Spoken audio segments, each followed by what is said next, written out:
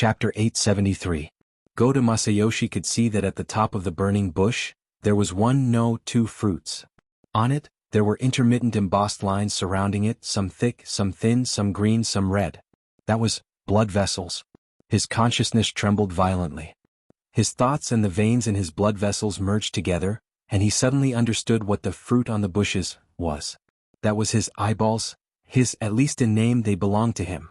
The two eyeballs reflected each other, combining with the flesh, bones and nerve functions at the back, piecing together a complete field of vision, and also reflecting the truth. That was the bloody truth that Goto Masayoshi would never be able to experience under the framework of being a human. At this moment, all of Goto Masayoshi's mind was smeared with strange and dazzling colors. There was no logical relationship between each color, and that was the color of collapse. Even so, Goto Masayoshi was still attracted by this pair of eyeballs, and he could clearly see that the smoke of his negative emotions was wrapped by the essence of his flesh and blood. A part of it was left in the burning bush, which was also the rule system of the great Fusang divine tree. It was the accumulated heat of the sunlight that couldn't be used, and it was the final, meaningless venting.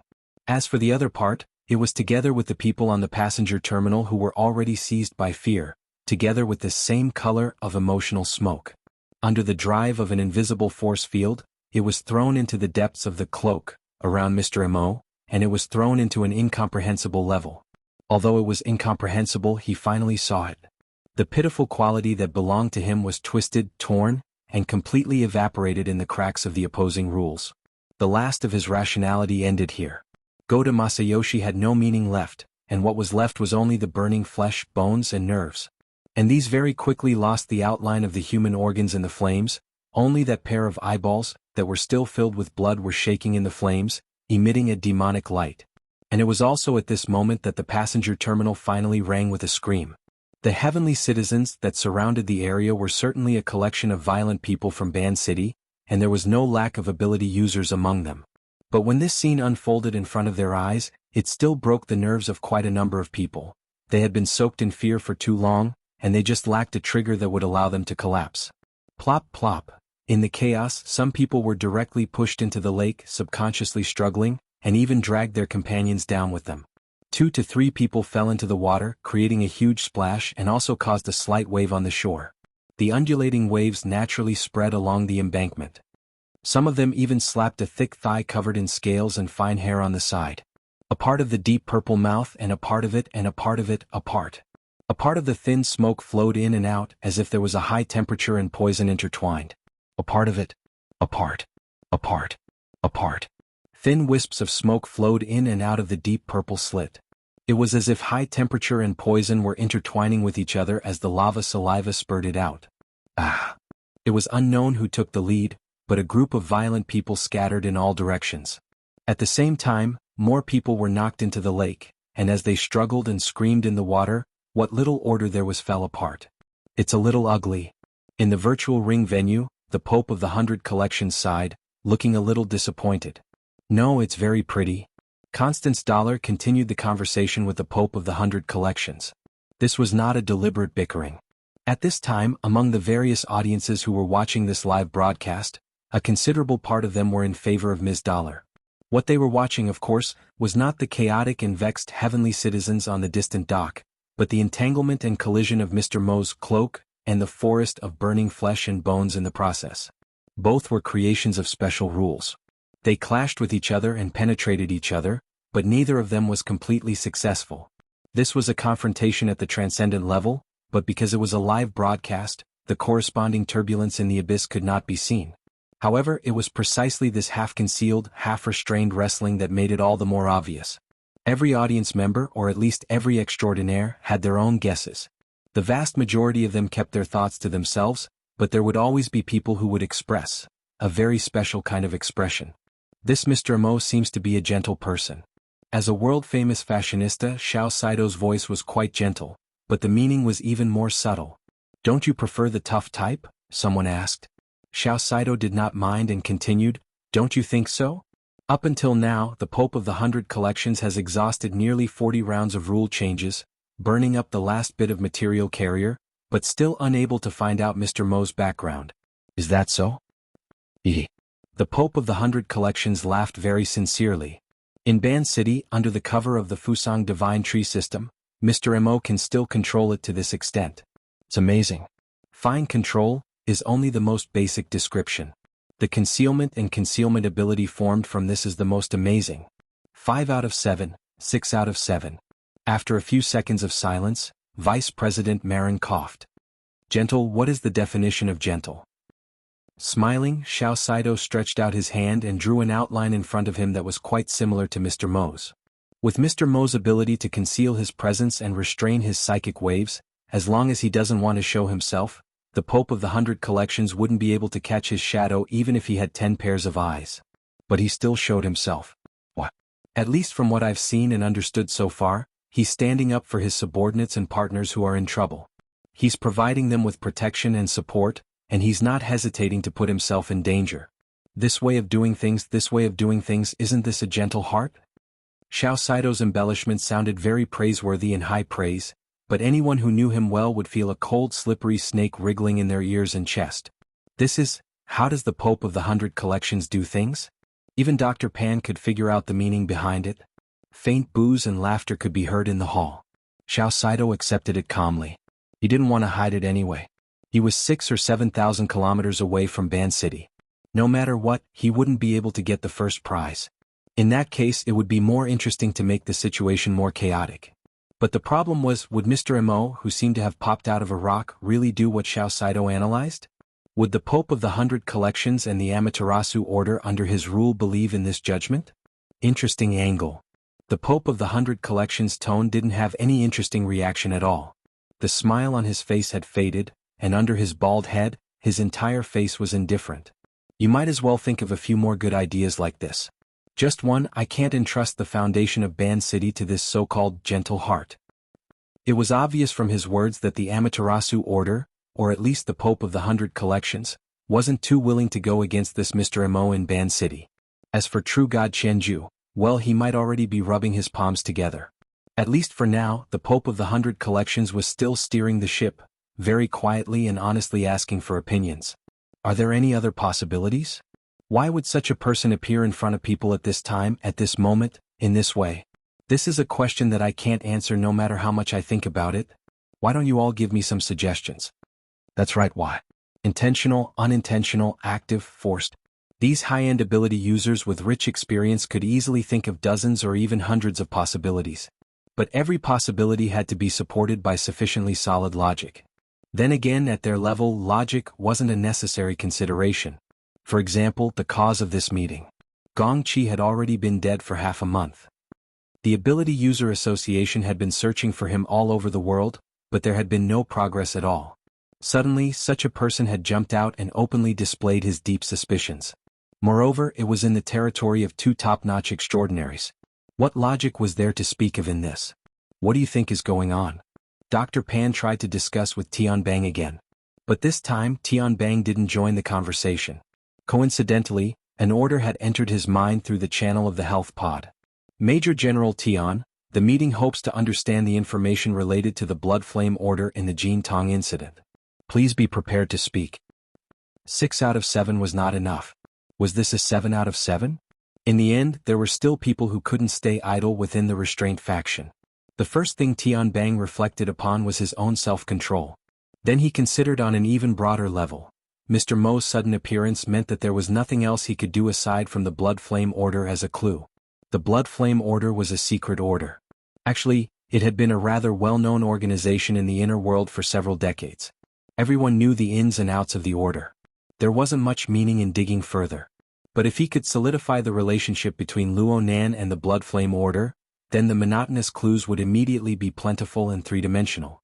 Back then, the Hill of Bones in the seas outside of Xia City had long since spread into the eyes of millions and millions of ability users in the inner world along with the broadcast signal. Was there a lack of 2 or 3 people among them? Which big shot of the military wanted to decisively take a side? Or perhaps this was a higher level of sitting on top of the mountain to watch the tigers fight. Hey, it was fine to show one's stance, but did they ask for the opinions of others? Tianbang reflected upon himself for the second time. Was it because he had been acting far too easy to bully in the outside world? So much so that any random Tom, Dick, or Harry dared to use him as a gun. Dr. Pan. Have you checked the communication privileges of the experimental center recently? This I'm not too sure. What's wrong? There's a spam message coming in. You guys are quite open-minded. Tianbang used his own privileges to form an overlay as he spoke. He adjusted it to the highest level of non-combat readiness. It wasn't to the extent of cutting off internal and external communications, but at the very least, there needed to be some sort of identity verification. Of course, he was currently in the midst of a human experiment. The verification work was handed over to his young but reliable aide, Lieutenant Colonel Zhu Ling, to handle. As for the spam message in front of him, what was the point of mentioning it? Having done all this, Tianbang magnanimously became a spectator. Oh, there was also that speech. Things like bioelectricity disorder and memory errors were far too common during the human experiment phase. There was really nothing that could be done. The corner of Tianbang's mouth twitched when Mr. Mo's thin and sickly face revealed a clear smile over at Osaka City. He extended his hand like he was plucking a fruit. He pinched one of the eyeballs within the flames of the thicket that was about to be completely burned away. I can study it for a bit. Wow. There was no telling how many people in the circular hall exclaimed at this moment. Most of them couldn't tell how many marvelous and subtle operations Mr. Mo's seemingly simple action had to be performed on the transcendent level. In any case, Mr. Mo had indeed plucked a fruit and pinched it with 3 fingers. But that wasn't the end. He raised his head again. This time, it was an overly direct angle that pierced through the projection of the live stream into the virtual circular hall. I want this one too. Chapter 874. What does he want? Has he discovered us? The higher the concealment ability of Mr. Mo's cloak, the more penetrative the light from his eyes, which were the windows of his soul. They were separated by thousands or even tens of thousands of kilometers, and the boundary between the virtual and the real lay between them. However, at this moment, a similar thought flashed through the minds of most of the audience in the virtual venue. It had nothing to do with logic. It was just their first feeling. However, the feeling didn't last long. While their thoughts were in turmoil, Mr. Mo's eyes remained fixed, and his body didn't move. The gigantic bloody fiend behind him had already made the clearest move. At this moment, the mushed-mouth ape moved from stillness to a great extent and at a great speed. It was to the extent that its enormous body was like a liquid, or like a wave of light that had broken through the barrier of a solid wall. The filthy color of blood mostly covered the glitter of the light wave, but the elements contained inside were even more complicated. It seemed that a violent chemical reaction was taking place inside the bloody light and between it and the materials in the outside world. The camera shot from Captain Jimmy's perspective was instantly polluted by the bloody light. The irregular halos and spots obscured most of the details there. F***CK. In the virtual venue, several people blurted out their catchphrases. The problem was that the terrible effect of the live stream did not improve because of their curses. On the contrary, the bloodstains, halos, and spots were still unscrupulously expanding, smearing and polluting their visual field. In the end, they almost lost the meaning of analysis. There were only deformed bloodstains that interweaved into twisted and ever-changing patterns that were changing rapidly. The problem of the live stream continued to worsen, and there was no sign of it getting better. What's going on? At this moment, even Marlin and the others on the circular conference table couldn't hold back anymore. President Abner, on the other hand, quickly made a judgment. It seems that the operation team is under attack. As he spoke, he looked at the Pope of 100 Communities. He was probably the only one among all the participants who had multiple perspectives. However, the Pope was still indifferent, and he seemed to be in a trance if one looked closely. He didn't respond to Abner's gaze at all. Abner shook his head slightly and turned around to consult a key person who was only separated from him by Marlin and hadn't spoken much. Chairman Mao, should we ensure the quality of the live broadcast? The so-called Director Mao was probably the most casually dressed person at the scene. He was sitting behind the conference table, and only a red and green floral shirt could be seen on his upper body. A pair of aviator sunglasses hung around his neck. It was as if he was projecting the beautiful scenery of the Sunshine Coast. One could imagine what the lower half of his body looked like. This was the truth.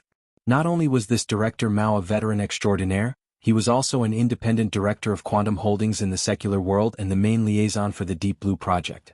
He was practically the highest representative of quantum holdings in the inner world.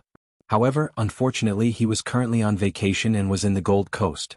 He was forced to attend the meeting, so he was somewhat unwilling and yawned non-stop. However, at this moment his expression finally tensed up. The vertical wrinkles on his forehead also stood up, and he looked very serious.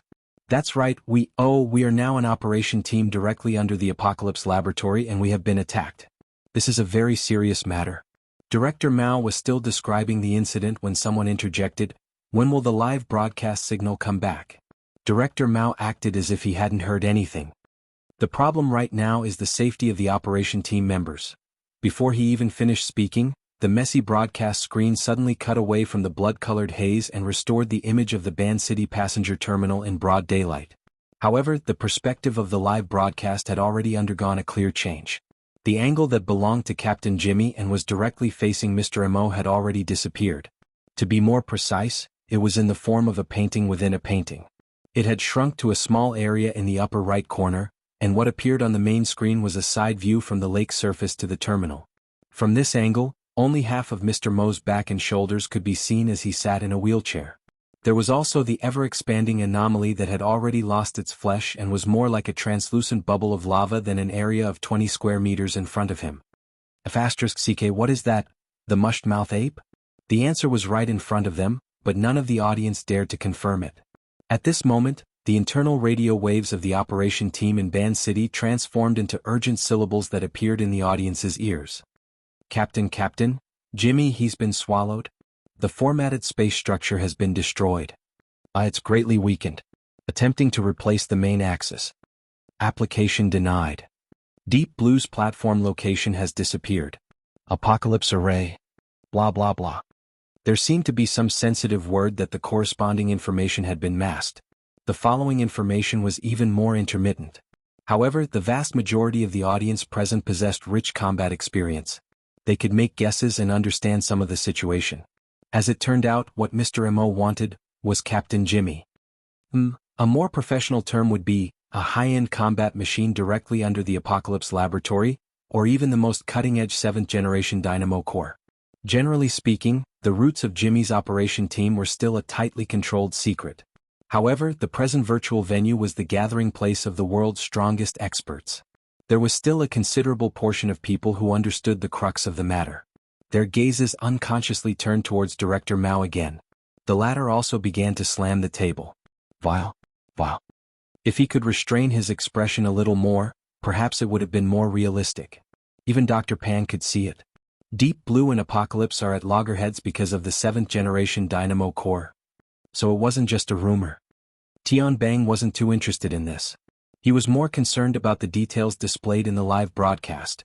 At present, the operation team had clearly fallen into an extremely awkward situation. The captain had been swallowed, and the formatted space had fallen into a leaderless state. It had to be rearranged, but the following situation didn't seem quite right. As a top-notch burner, Tian Bang very quickly discovered the abnormality from the operation team's password. Why can't the main axis be replaced? The authority of the commander should be handed over in sequence. The authority didn't pass. Dr. Pan's attention quickly shifted from the level of gossip to the professional domain. He made a professional judgment, but he soon fell into a state of confusion. What? Since it's directly under the Apocalypse Laboratory, it's most likely the 7th-generation dynamo core. How could there be such a low-level bug in authority transfer? Why is it a bugie? There's obviously another possibility. Tian Bang stared at the blood-colored bubble in the projection area and said in a low voice, "Why can't it be Captain Jimmy, the commander, who hasn't completely lost his ability to command and hasn't completely lost contact with the other operation team members? He's clearly been swallowed. Looking at that monster's appearance, it can't possibly have digested him along with his exoskeleton. Oh, could it be that the Deep Blue walkers under the control of the 7th-generation dynamo core have a qualitative leap in their ability to survive and communicate in harsh environments? That's why I said that these people shouldn't be called Deep Blue walkers. Apocalypse walkers should be more accurate." Tian Bang nodded, then shook his head. "The problem is that we don't know the nature and composition of the so-called mushed-mouth ape stomach space, right?" Dr. Pan shrugged. "Think about its saliva. It's not a magma lake inside, but a sulfuric acid pool." The corner of Tian Bang's mouth hooked up. Maybe it's not a sulfuric acid pool or a magma lake inside, but a simple space bag. At least looking at it right now, I can't recognize that fellow. There's no similarity between that fellow and ape or lava. At this time, from the perspective of the live broadcast, The blood-colored bubble that had swallowed Captain Jimmy seemed to have passed its peak period of transformation and was beginning to shrink.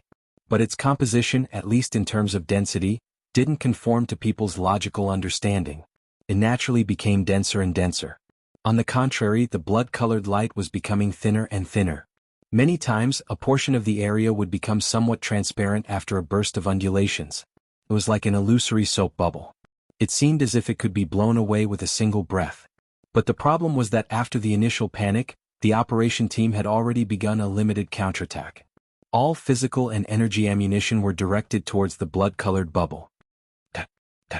At least 5 deep blue walkers launched their attacks from the surface of the lake, from the sky, and from the distant commanding heights. The firepower interweaved into a net and converged at the visible weak points of the bubble. It seemed as if they wanted to rescue their own captain. But Mr. Mo, the instigator of everything, wasn't affected in the slightest. It seemed as if he was directly judged as a passerby. This passerby also didn't have any intention of interfering. He only played with the fruit he had just plucked with his fingertips. He allowed the astonishing firepower of the deep blue walkers to pour down on the increasingly weak blood-colored bubble. The problem was whether it was the metal bullets, high-explosive gunpowder, or energy blasts, regardless of whether they were supported by the format of fire, all of them were like clay oxen entering the sea after entering the blood-colored bubble. They disappeared without a sound. Tian Bang said decisively, "This is absolutely not the structural model of a flesh and blood body. This fellow is highly energized. And then? It's relatively easy to mold. It's a natural building material." Dr. Pan was simply repeating Mr. Mo's previous description. This was also the only basis. Tian Bang asked, "What is a highly malleable energized building material used to construct?" Before his voice fell, the blood-colored bubble really did turn into a soap bubble in the live broadcast. It burst noiselessly in a form that didn't have any texture. The howling net of firepower directly pierced through the pier's walkway in the area it had originally covered. It conveniently tore apart the 7 or 8 cars parked behind it. For a time, the sound of explosions rang incessantly. Gravel splashed in all directions, forcing the nearby veteran and the others to nearly jump into the lake. It was a belated display, but it was meaningless. The mushed-mouthed ape disappeared along with the blood-colored bubble. At the same time, the fully armed Captain Jimmy also disappeared. That 300-kilogram top-notch creation that was a combination of man and machine had disappeared without a trace. Yes, disappeared. Tian Bang felt that this was the most accurate way to describe it. He couldn't experience any of the so-called devouring texture. He only felt that this was a magic show that had occurred in front of the world's apex powerhouses. Captain Jimmy himself wasn't much, but he was the embodiment of the Apocalypse Laboratory's most cutting-edge research results. Had all traces of its existence been erased just like that? Tian Bang only felt that this was too absurd. At this time, it was Director Mao in the flowery shirt who knocked on the virtual ring-shaped conference table with a deafening sound. "This is a disgrace. This is an extraordinary humiliation. Why the hell are we still doing a live broadcast?" The live broadcast screen began to blur as if it had heard his command. It looked as if the signal was about to be cut off. At this moment, someone sitting one person away from him also knocked on the table. "Continue?" Abner's feminine voice was piercing like a sharp blade cutting through the air at this moment. Just a few milliseconds later, at least 3 to 5 powerhouses said in unison, "A painting within a painting." Chapter 875. It turned out that among people of the same level, there were some who were sharper than others. Similarly, there were also some who were more reserved. If not for Director Mao's order to cut off the signal, even if the extraordinary audience had seen through the trick, they wouldn't have exposed the truth in a tone that bordered on losing their composure in public. In front of the circular conference table, Director Mao spread his hands innocently. Under the high-resolution projection effect, the well-developed hairs on his forearms were clearly visible. But in the eyes of many, this extraordinary businessman, who was even more successful than Buhuan Gold back then, had sinister thoughts that were much more complicated than superficial hair. After being reminded, most of the participants stared at the small picture-in-picture area in the upper right corner of the live broadcast and quickly captured the most crucial information.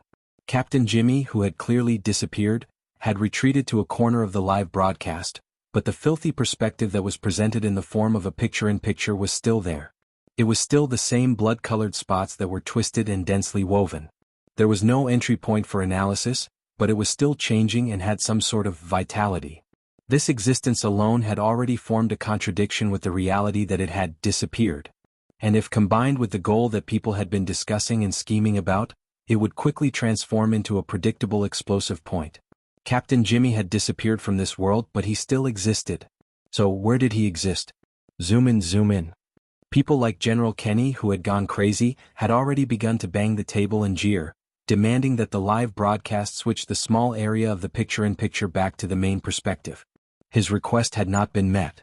In fact, it was a little presumptuous to obtain more information through a simple live broadcast. Dr. Pan, for example, had his eyes almost popped out of their sockets. He even used the laboratory resources to strip down the transmitted data from the live broadcast and perform corresponding analysis, but he still couldn't find any pattern. He asked Tian Bang again, and the latter, who was trying to imagine Captain Jimmy's current situation, hesitantly said, "The only thing I can be sure of is that Jimmy's perspective changes greatly, which is completely different from the previous static view of the live broadcast. Extrapolating from normal environmental conditions, he should be moving or even rolling. But if there really is a normal environment should be an extravagant hope." And then? You're already making wild guesses. How can there be anything else? In fact, Tian Bang had other ideas.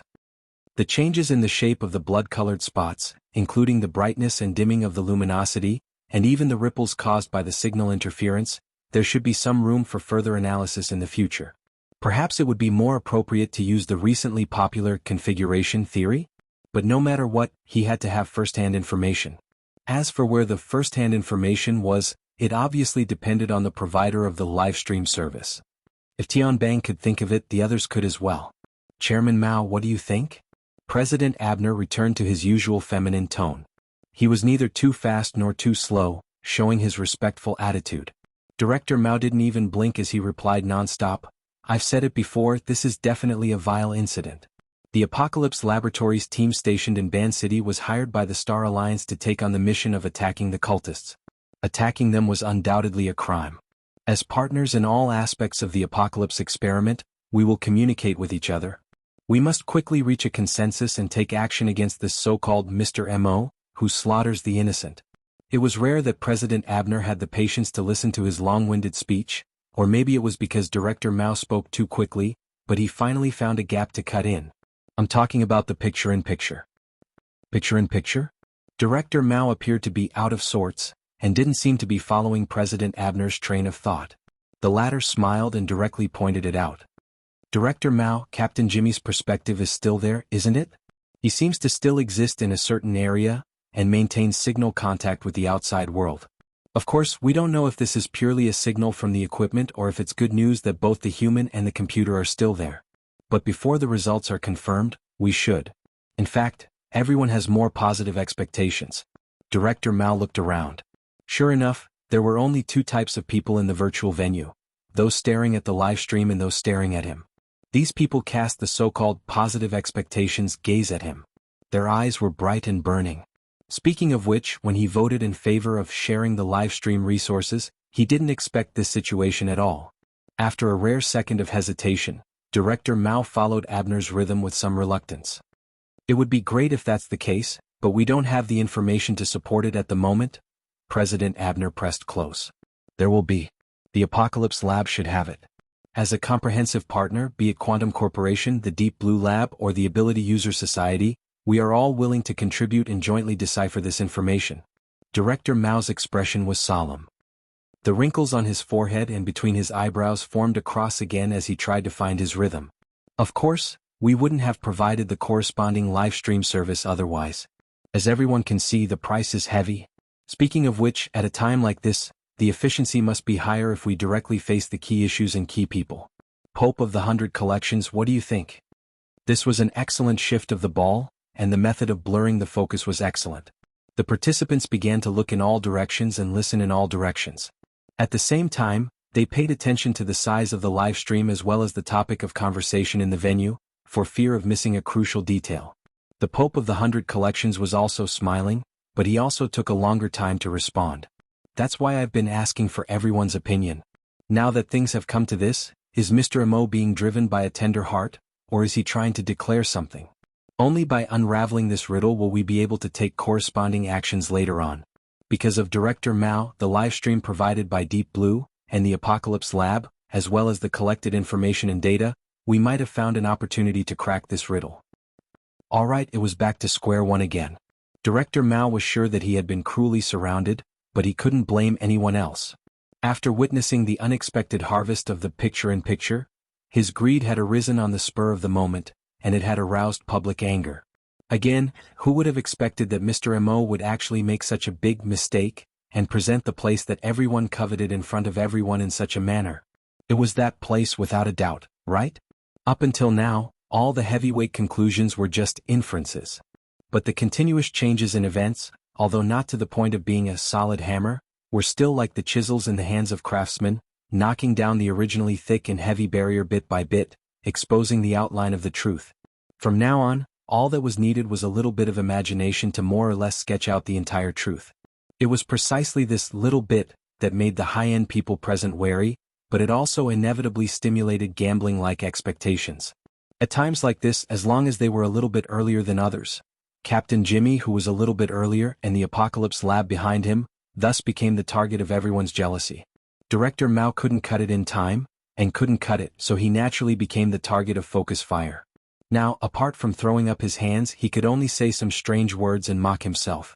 You've gone around in such a big circle, but you can't even strangle someone to death with a knot. Why bother? Besides, he's right there. Just ask him directly. There was a sudden momentary silence in the virtual venue. Director Mao's words actually didn't have the effect of striking a blow to the head. They were just absurd. Would Mr. Mo pay attention to you directly if you asked him directly? But on further thought, if he didn't pay attention, why would he openly expose himself? For a moment, the venue was filled with hesitation. A considerable number of them looked at one another, till someone ventured, "Why don't we have a talk? Talk about how to take Gong Chi's old life." "Shut up, you old bastard. Let's talk about serious business." "Who's going to talk?" At this moment, the operation team's rescue operation had already lost its meaning. A few Deep Blue walkers stopped. They stopped at the scene of the incident with a dignified and awkward posture. Stopping was already like this, so there was no need to mention going forward to talk. If they forced it, it might be another Captain Jimmy. As for the last person to talk to Mr. Mo, go to Masayoshi, he had already died without a complete corpse. The surrounding Heavenly Nations people had also pretty much dispersed. Looking around, there was actually no one suitable to talk to Mr. Mo in the vicinity of the passenger terminal. It really isn't easy to find someone. Their status isn't equal. The Pope of Baiji rubbed his bald head and smiled amiably. "Why don't I go ask?" Someone immediately objected, "Don't. It was so unpleasant just now. It won't look good if we fight again because of a disagreement." Of course, the synchronized translation of the participants was, "What if you take the opportunity to secretly give it to him?" That being said, if the Pope of Baiji wanted to take the initiative to communicate with Mr. Mo, no one present could stop him. Perhaps it had already begun. In a moment of desperation, someone spoke indiscriminately, "Why don't we let this person participate as well? Let that Luo, someone pass on a message." Fortunately, this person didn't break his brain from the anxiety. He forcefully swallowed the word "Nan" back down. Even so, the expression in Ouyang Chen's eyes behind the smooth lenses made him break out in a cold sweat. Tian Bang, who was watching the excitement, let out a heh. Speaking of Luo Nan, when the situation developed to this degree, the sensitive speech came to an end. The affairs of the world were like this. It was better to have less trouble than less trouble.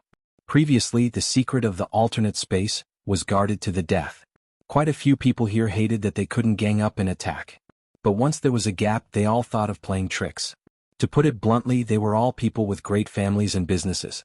They could eat and drink to their heart's content just by opening their mouths. Who would be willing to give up wealth and glory and gamble their lives? If Mr. Mo had calculated this point and intentionally acted this way, then his methods alone were enough to show his brilliance.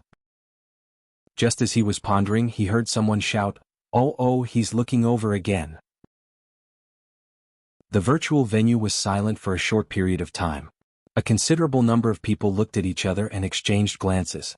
And on a level that was invisible to the audience, the information exchanged in secret should be 1,000 times more than this. With great difficulty, someone finally followed up, "That's direct enough. Are you sure he didn't participate?" Or perhaps, the vast majority of people added a connection in their minds. Their gazes, whether direct or indirect, revolved around Ouyang Qin and Her Majesty Empress Wu. Unfortunately, there was no response. Yinla didn't explain further after that. Instead, she turned to the veterans and comforted them. In the blink of an eye, the amount of energy and tongues spent on this had already exceeded the so-called announcement of the price. Moreover, the difference was still growing. This also made all the participants certain that they couldn't obtain any more information from the live broadcast. What made them even more annoyed was that the most crucial picture-in-picture had stopped. It was as if an absurd play had suddenly come to an end. The abstract changes that could cause the imaginations of the extraordinaries present to run wild had suddenly locked onto a single instant. Even if all the participants' gazes were focused on it, they couldn't move it even a little bit. Several seconds later, that small window turned into an irritating snowflake noise that drowned out the last bit of people's thoughts. *CK, this is provocation. Someone slammed the table and stood up. His stocky figure looked extremely intimidating, but unfortunately there were only a few who responded. The vast majority of people's thoughts were far from reaching the point where they needed to display extreme emotions. They only grew like weeds and flew around like mosquitoes. What's the meaning of this?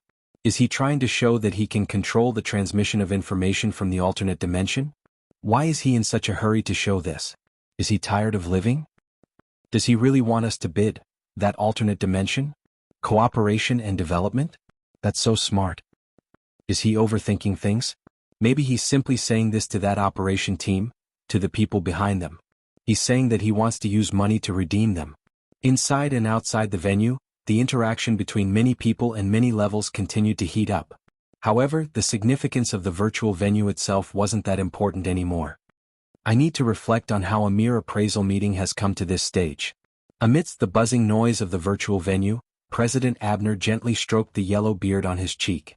He maintained a state of communication with Director Mao on Marlin's side, but the topic of conversation changed extremely quickly. The broadcast from T-City has stopped, but I heard that Kadru's soul has returned to his body. No matter what he does, he's still a member of the society. Today his soul was heavily injured and the consequences are hard to predict. The society has to do something about it. In a private conversation, Director Mao was much more frank this time. Well, we're the ones who contacted Kadru. As the person directly responsible, we're the ones who can't shirk the responsibility. Don't even think about it.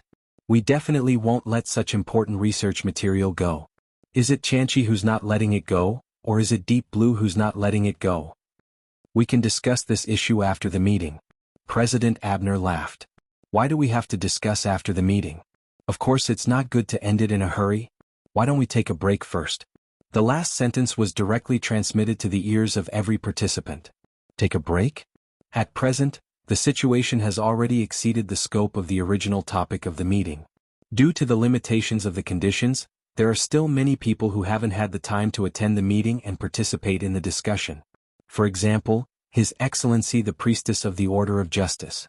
Why don't we take a break for now? Tomorrow or perhaps a few days later we can discuss it again. Most of the participants were somewhat tempted. In reality, there were indeed many people who needed to gather their scattered thoughts. They also needed some time and space to settle their thoughts. But then again, if the meeting was adjourned, there was no doubt that it would give some of the true bigwigs the opportunity to form alliances. Perhaps the entire situation would be completely different during the next meeting. It was even uncertain whether there would be a second half of the meeting. Many people fell into a dilemma.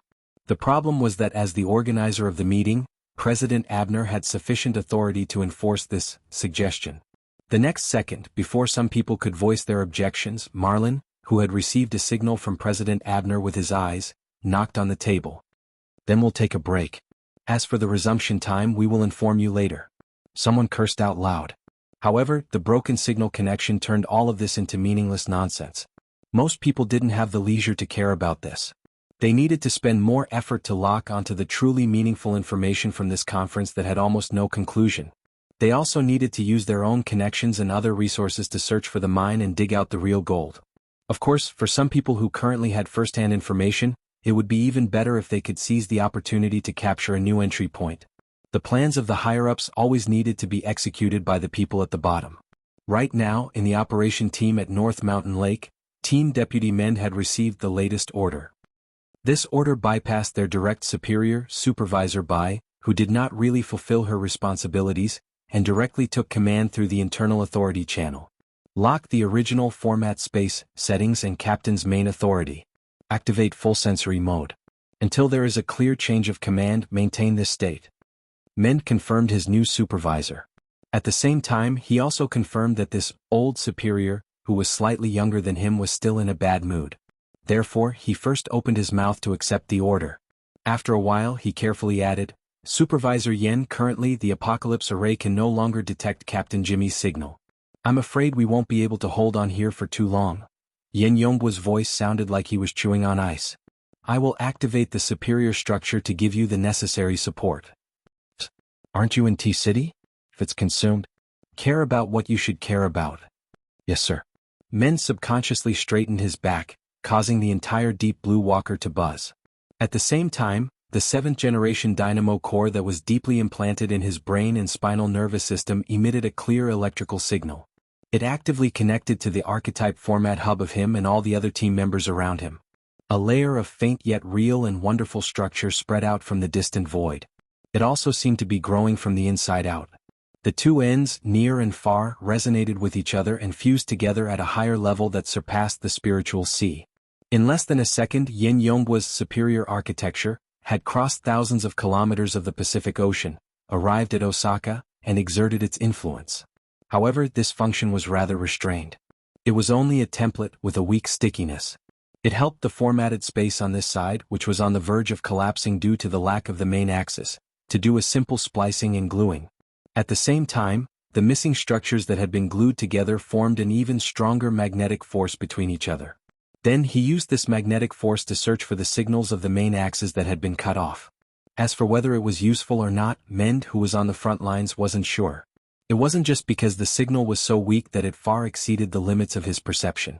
It was also because after the superior structure was laid down, frontline personnel like them only existed as antennae.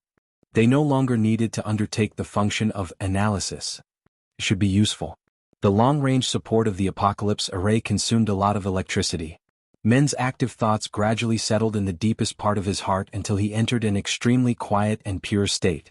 Whether Captain Jimmy's signal was there or not was no longer a problem for him to consider.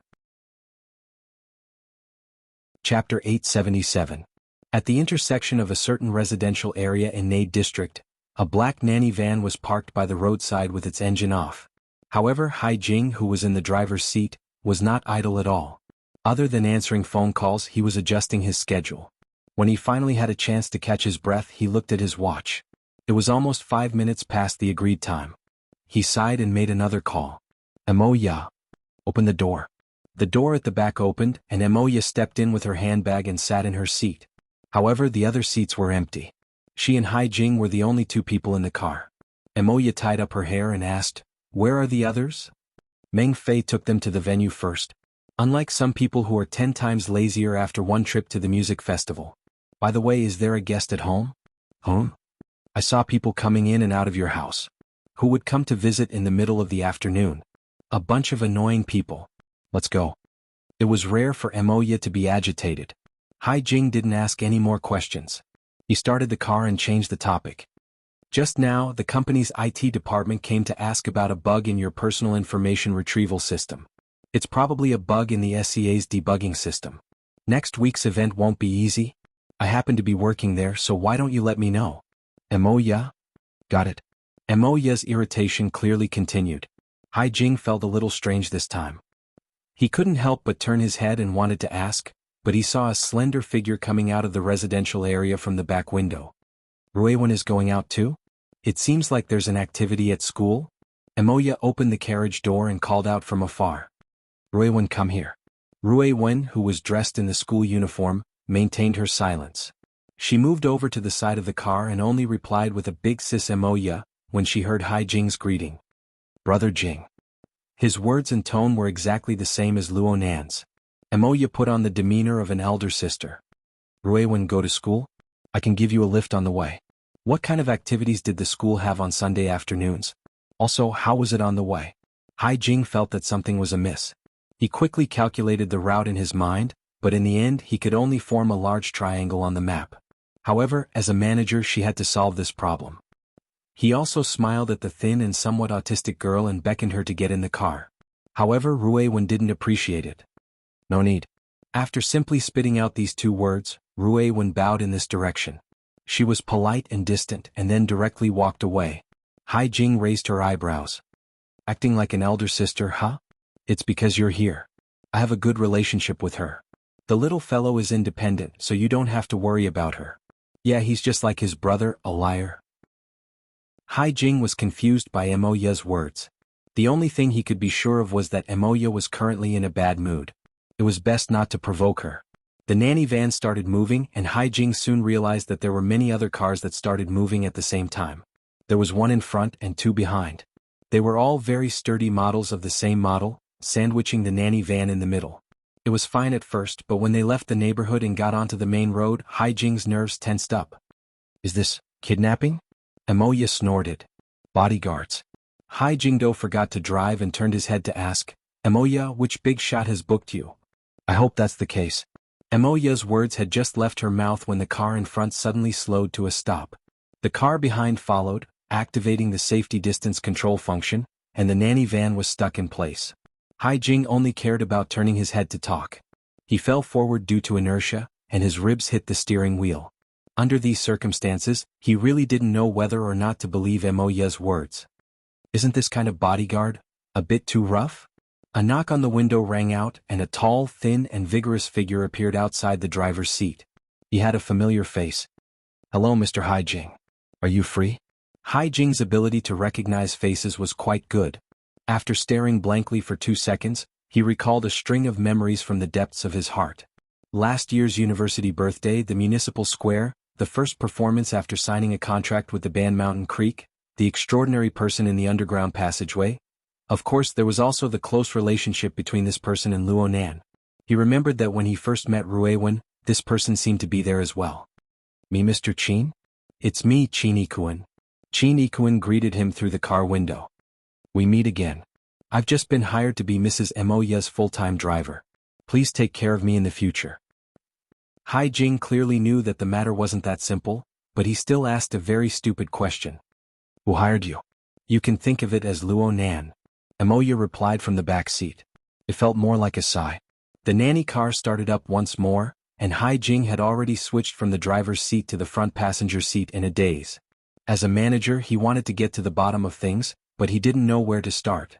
As his line of sight shifted back and forth, he suddenly saw Ruiwen, who had just left coldly, burying her head into another flying car near the entrance of the residential district. It was a sports car with a more distinctive style. The sports car quickly started up and soon it ran alongside them. The driver of the car even pressed down the window to greet them. Teacher Cat Eyes? Cat Eyes gave him a smile from the driver's seat. The car sped up, leaving the fleet of cars behind in the blink of an eye. For some people, the world has already changed. It's quite troublesome to adapt to it. But in this sort of situation, they still want to hide it from everyone, especially from their family. This is undoubtedly making things awkward. It's meaningless. Cat Eyes' current state wasn't all that great after being tormented by her boss for quite a while in the wee hours of the morning. She let the car go into autopilot mode after entering the high-speed magnetic rail. She simply curled up in her seat and chatted with Ruiwen. You also feel that it's very inconvenient, right? As long as those bureaucrats don't make mistakes, they won't be afraid to do things. So they lick up especially hard. It's very disgusting. Ruiwen sat quietly in the front passenger seat, not responding to this sort of topic. Cat Eyes didn't mind either. Over there was the big boss and over here was the small boss. The more she interacted with them, the more she knew that these two were unfathomable freaks. Of course, the small boss was a bit cuter. Cat Eyes reached out her hand to touch Ruiwen's jade-like face as she thought this. But before her fingertips could reach Ruiwen's face, the little girl in the front passenger seat was like a translucent bubble. She suddenly burst and disappeared. All that was left was a tiny ripple in the void. Oh, there was also the whisper she left behind. Thank you, Sister Cat Eyes. TSK. She's also an awkward child. Ruiwen relied on Cat Eyes to leave her home normally. She didn't need to conceal anything in front of people who knew her inside out. She simply crossed the barrier of the void and stepped into the cloud world. She felt an abnormality the moment she entered this void. The stability of the void she was in was very questionable. It was as if many traps were buried beneath the surging flow of clouds and mist that could collapse at any time. The invisible depths of the void seemed to have turned into quicksand that was scoured by an underground river. It had lost the stability she had achieved over the years. Ruiwen opened her mouth, wanting to call out to Luonan who was somewhere unknown. But in the end she didn't make a sound. She wasn't used to addressing Luonan as such. Brother. She didn't want to call him. Luonan wasn't polite enough. Therefore, her normal behavior was to completely forego addressing him and directly communicate with him. The transmission of sound waves was actually the least effective in the current situation. Ruiwen was more used to using her mental senses to capture Luonan's location and directly teleport over. But the current situation didn't seem to be suitable. Ruiwen suppressed the power she was used to. She simply pondered for a moment before turning her body. She didn't circle around the half-collapsed void traps. Instead, she directly plunged into them, allowing her body to sink into the depths of the unfathomable region. Ruiwen entered the misty maze in the next second. The void barrier, which originally required the strength of an extraordinary to go all out in order to blast open, had already turned into a nearly rotten wooden board. Anyone could casually enter. Of course, this was only limited to the surrounding region. There was nothing much to say. This was the effect of Luonan's power. There was still a certain distance between Ruiwen and Luonan right now. Luonan had already discovered her arrival, but he was unable to split himself for the time being. He had no way to greet her. Ruiwen knew from this that Luonan's current situation wasn't too good. She pursed her lips and didn't make a sound. She followed her senses and made her way through the misty maze that had no concept of up or down. She hadn't been here for a few days, but this world gave her the feeling that there were some changes. The trillions of fragments seemed to be trying out some sort of new arrangement, but they weren't able to completely take shape. They were like a pot of thick rice soup, but there were some special textures in specific regions. For example, Ruiwen saw the silhouette of a person. His skin was dark and heavy and he wore combat clothes. He was wrapped within the thick mist. He seemed to be twitching but his body was clearly restricted. The texture of the surrounding region wasn't of the rice soup type. Instead, it was more like a tangled ball of silk rope. To be exact, it was more like pieces of a spiderweb that trapped mosquitoes and flies. As for the person within the spiderweb, Ruiwen didn't recognize him. The newcomer clearly sensed Ruiwen's arrival. His eyes were half opened and half closed. He wanted to open them but he couldn't. His arm was still struggling within the mist, but he was ultimately unable to break free. Clearly, his self-awareness wasn't enough to break free from this spiderweb-style confinement, as well as the deeper confinement strength. Ruiwen also noticed that there were several transparent needles piercing into the area of this person's head. The front end penetrated deep into the skull and even the other organs of the body. An extremely long thread extended from the back end of the needle. It was connected to a certain region within the misty maze. There was a rich and varied energy and information that flowed and exchanged between them. Ruiwen was soon convinced that the back end of the needle was Luonan's current location. She didn't pay any more attention to the figure within the spiderweb. She followed this guidance and continued to make her way through the maze. It didn't take long for the rough house that Luonan had constructed in the depths of the misty maze to appear before her eyes. It was just that most of the edges of the rough house had already melted away at this moment. Chapter 878. In the end, Ruiwen's perception was extraordinary. She suddenly stopped halfway through. She stopped in front of an extremely blurry boundary and hesitated. If she went any further in, it would probably result in a bad influence. However, the summoning intent inside was very clear. Ruiwen hesitated for a second, but in the end she still stepped forward into the area ahead. Fine waves gently rippled out following Ruiwen's movements, forming marvelous ripples in the void. Horizontal and vertical waves rose and fell, dense and alternating. They reverberated back and forth, erasing the surface color of the mist. This scene, which was originally a relatively simple fusion of the virtual and the real, suddenly had many blurry silhouettes and colors. It was like a projection that wasn't quite successful.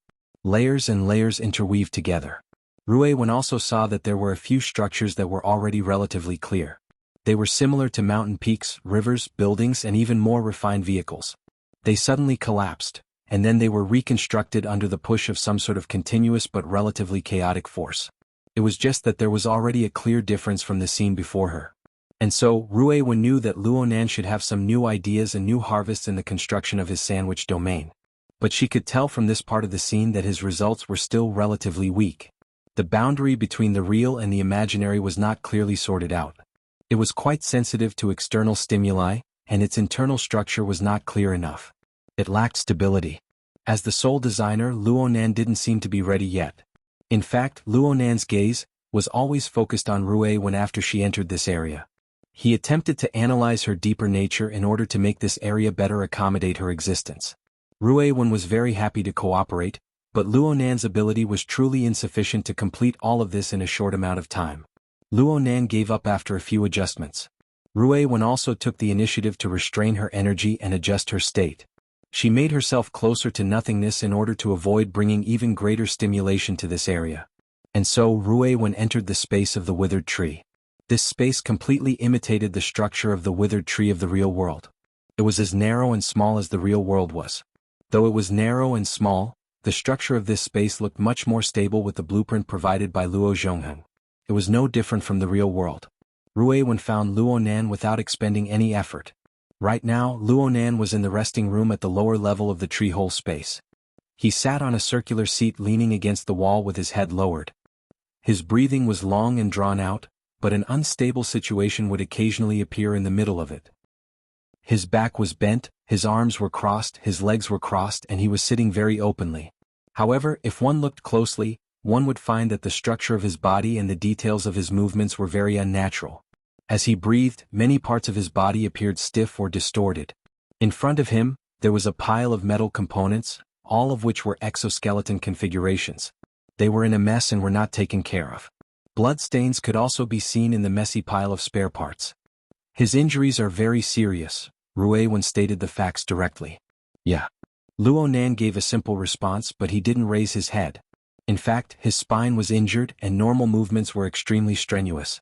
His voice was hoarse and weak. Ruiwen didn't say anything more.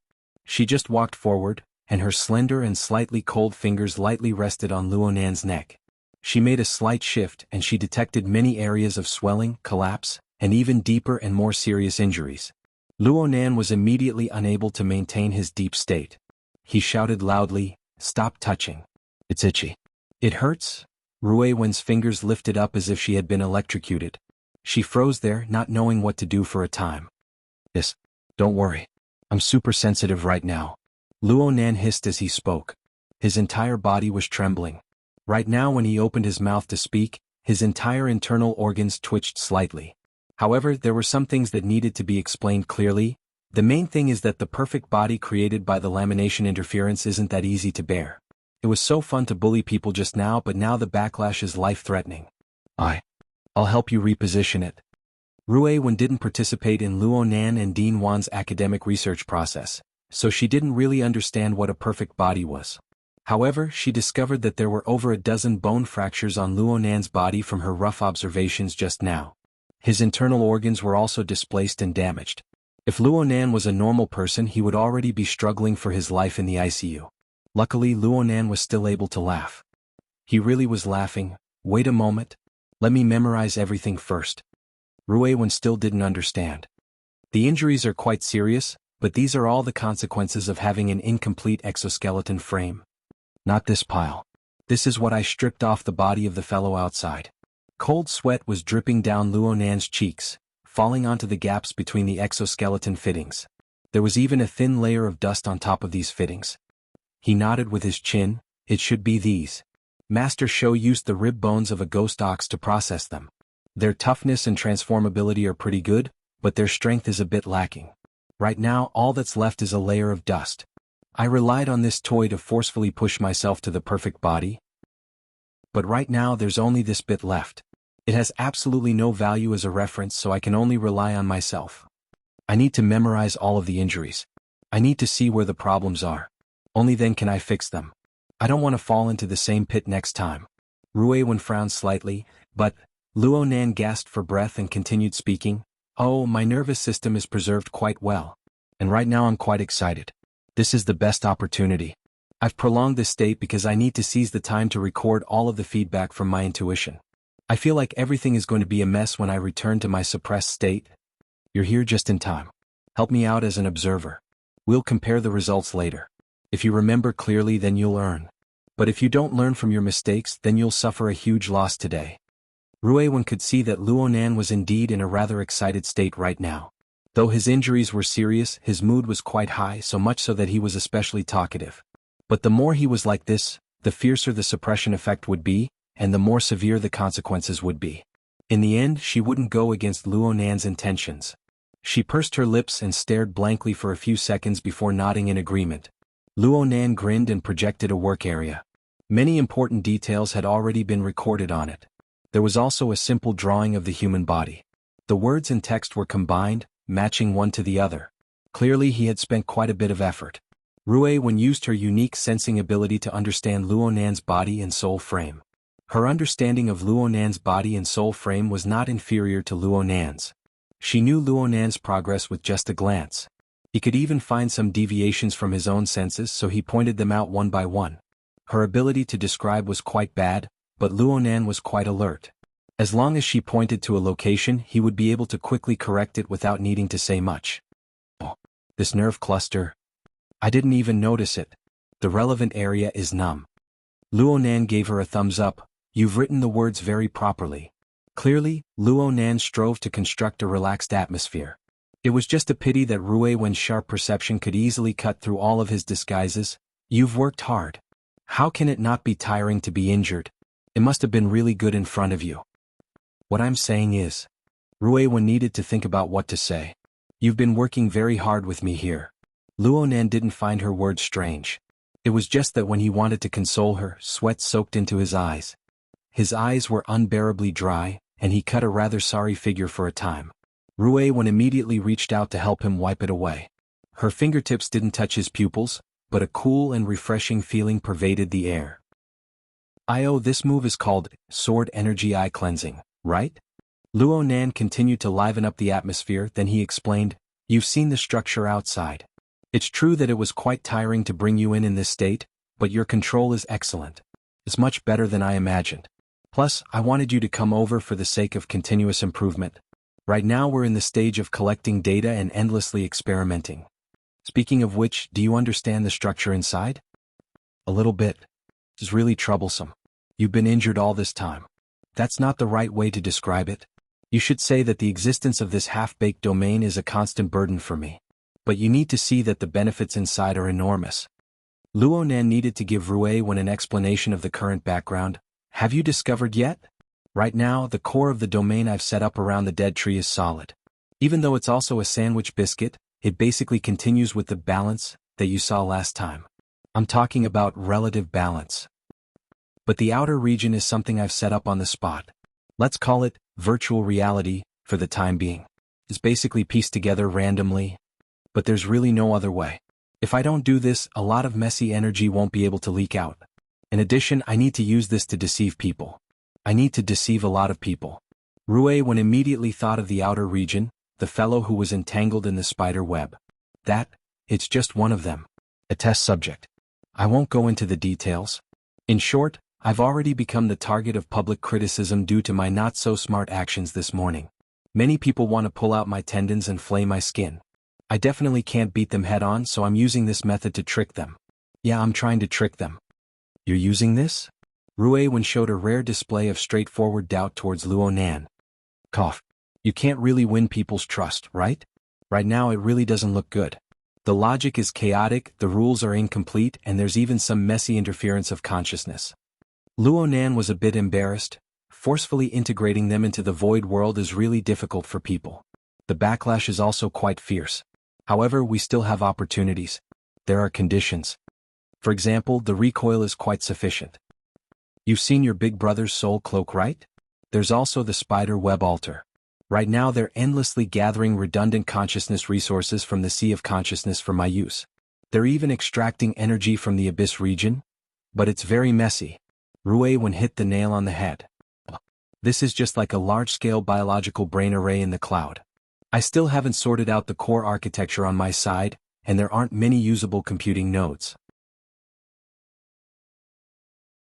Chapter 879. Actually, the previous conversation between the two did not affect the progress of Luonan's bug catching for his injuries. They naturally entered a state of concentration similar to that of multi-core parallel processing. They coordinated and mobilized their mental resources to resolve all sorts of problems in an orderly manner. This sort of parallel processing model, simulated by the brain, originated from Dean Wan's secret technique of overall planning. Admittedly, it was an incorporeal mana-consuming skill, but for the current Luo Nan, it just so happened to be able to digest the serious excess of computing power resources. As for how Ruiwen did it, only the devil knew. Everything had been going quite smoothly. But Luo Nan's special focus state was broken when Ruiwen cast her gaze over at this moment. This gaze had already exceeded the scope of what Luo Nan was familiar with. Unfortunately, what existed within wasn't any complicated thoughts. Instead, it was some sort of unique method that followed Ruiwen's own logic. Luo Nan instinctively wanted to analyze it, but he didn't know how to start. This caused the unstable state of his domain to fluctuate once more. For a time he found it a bit hard to bear. He could only adjust himself and subconsciously talk to himself. Are you wondering why I'm using such a complicated and strenuous method? You're under a lot of pressure. Ruiwen's words were like an arrow piercing his heart. Luo Nan grinned wryly, but he felt unexpectedly good chattering like this. Yeah. Every single one of the people I need to deal with right now have abilities no less than Jin Tong and Gong Qi. I hoodwinked them this morning, but in the end it was just hoodwinking. Those people have their eyes fixed on the cloud world. No, it's very likely that they're looking at the deeper layers. Even if it's the cloud world, there's no room for them to toss and turn. If I'm exposed, then so be it. I might as well forcefully create one. Isn't this taking things for granted? People have to live under pressure. If I don't take this opportunity to pull my strength up by a chunk, then it will certainly be very unsightly when I return. This is a situation where there is no retreat and only advancement. Looking at it from a different perspective, your big brother has indeed found a shortcut to quickly level up. Ruiwen stared at him. You said before that you shouldn't think of shortcuts when doing things. Cough cough. That's the principle of how people conduct themselves. But if a pie really falls from the sky and smashes into our mouths, we can't spit it out, right? Ruiwen didn't ask what the pie was. She didn't open her mouth any longer. She continued to stare at Luo Nan with her extraordinarily serious and deep gaze. And it was under her observation that the truth, hidden behind layers upon layers of mental and material barriers, appeared one after another. Luo Nan formed a connection with the material void, the sea of consciousness, and even the polar domain of the abyss region at the same time. Regardless of the details, the connection twisted time and space and erased the elements such as distance to the greatest extent. As a result, the vast and complicated domains that he could reach were all deeply or shallowly connected to him. Also, because of the special structure, some sort of depression was formed, which absorbed energy and information from all directions and in all forms endlessly. For example, the torrent of information created and stimulated by the billions of domain fragments in the misty maze had no pattern to speak of. If this was a few days ago, the last time Ruiwen came to the tree hole, Luo Nan would have been drowned in the endless stream of information. And now, the source of information had increased by quite a bit. The amount of information seemed to have grown significantly as well, but Luo Nan seemed to be a lot more relaxed when dealing with it. There was an enormous filtering net that couldn't be distinguished clearly. It wasn't just a single layer, but a complex structure that spanned vertically and horizontally. It covered the entire sea of consciousness and even deeper regions. It lay across the center of the surging torrent of information. It carried out precipitation, filtration, analysis. In the end, some rules were sorted out and transported to the most core region. The core of the filtering net was obviously Luo Nan. To be precise, it was a complex projection based on Luo Nan and related concepts. The projection seemed to be some sort of religious image from the historical knowledge that Ruiwen had recently learned. To put it simply, it was a god. Luo Nan might not have deliberately created this sort of image, but this entire process of absorption, precipitation, and filtration was destined to accumulate into this sort of structure. Ruiwen could trace even further upwards, but it was meaningless. She watched silently, but her line of sight had already reversed. The image cast into the depths of Ruiwen's eyes very faithfully reflected the complex pulse of the present, but it was never a pure reflection of the present. Before, the echoes flowed in the opposite direction, but now they flowed in the direction of the rippling light of this stream, in the depths of her eyes. The frequency of the pulse continued to accelerate, exceeding the scope of the present in the blink of an eye. The pulse continued to accelerate and evolve until it completely lost the outline of the present, transforming into a diffuse and decaying still image. And so it came to an end. This isn't good. Ruewen didn't know why she was seeing such a scene, but the terrible scene at the end forced her to open her mouth and tell Luonan. However, her ability to express herself was truly limited. The more anxious she was to describe it, the more she didn't know where to start. Luonan saw her open her mouth and frown, and he could guess a few things. But he already had a vein in his mind. Now that he had advanced to this stage, it was just as he said. There was no retreat. It was impossible for his will to waver. So he just laughed. I know that you feel that the layer of virtual reality outside is crooked and twisted. The simulator has failed to update. External database detected. Do you wish to connect? Warning. If external database is connected, some functions of the simulator may be unusable. External database has been connected. The prediction function is 73% complete. Do you wish to start the simulator? The simulator has been activated. Scanning the external environment. No simulator vehicle detected. Please select 1. Thinking training mode. 2. Complete mode. The vehicle can be reassembled with the help of the simulator's self-assembly and debugging wizard. Minimum requirements for reassembling the vehicle. Specialization in space-time configuration. Level 2 of the Heavenly Stairway. Chapter 880. Why was it that meat pies fell from the sky? It was fine to just look at the lowest requirements. Of course, this was just a joke. The so-called lowest requirements weren't just specialization in space-time configuration and level 4 of the Heaven Stairway. It was just like how the simulator wasn't just a simulator in the traditional sense.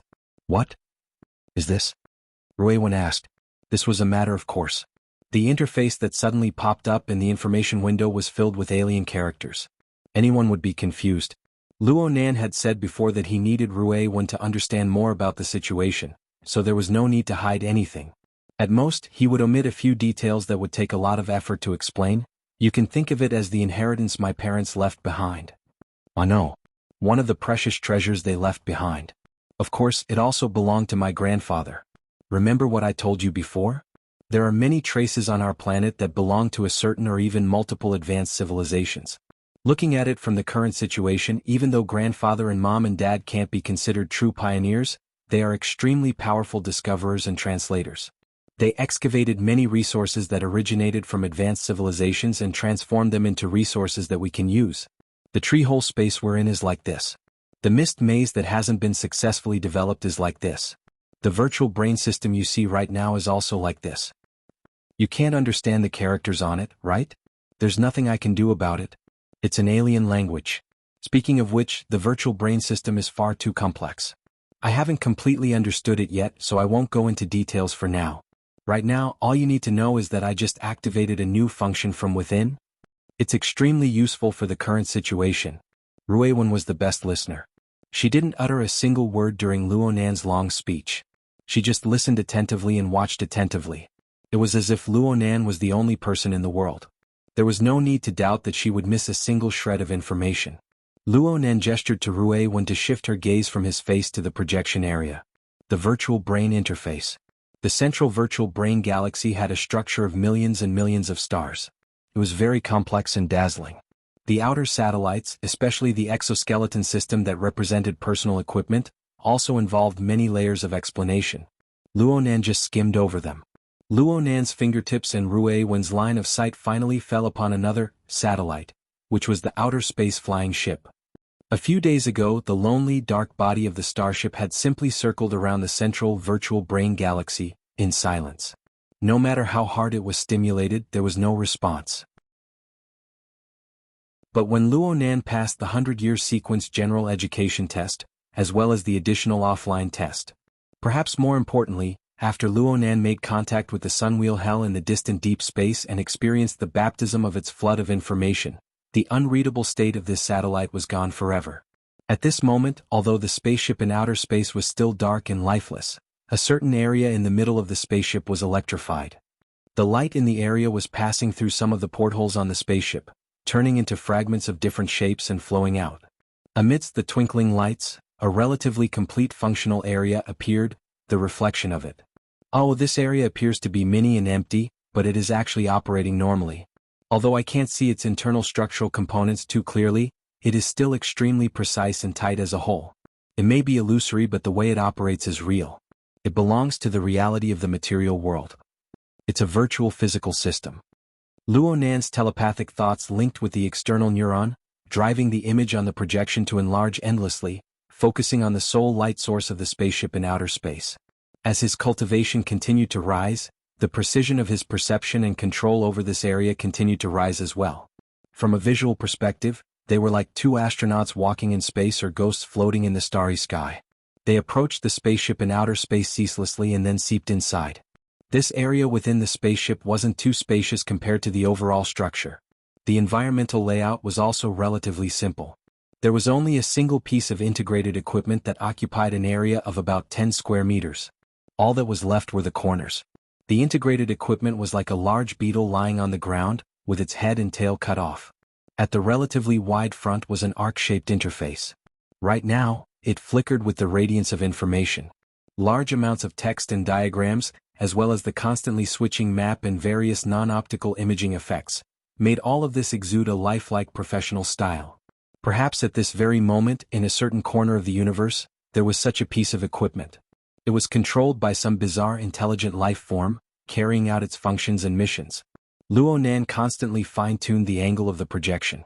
He was like a photographer deliberately creating an immersive feeling. Right now he and Ruewen stood at the top of the tree-hole space. Behind them was the lens and the surrounding nebula.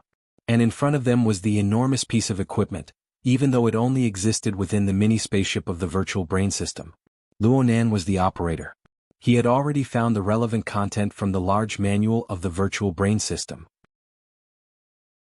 Even though it was a bit too simple, he was still brimming with confidence after studying it seriously and putting it into practice. He demonstrated it in front of Ruewen. To put it bluntly, this is a simulator. Frost River reality. No, it's closer to the burner simulator or the simulation effect of the psychic wave network. After all, you're separated by a layer. At most, you're watching a 3D movie. But in my perception, it's already quite realistic. Luonan erased the original image on the front interface of the device as he spoke. After a few jumps, an even simpler and clearer pure text interface appeared. There were many options and their corresponding explanations. Luonan translated for Ruewen.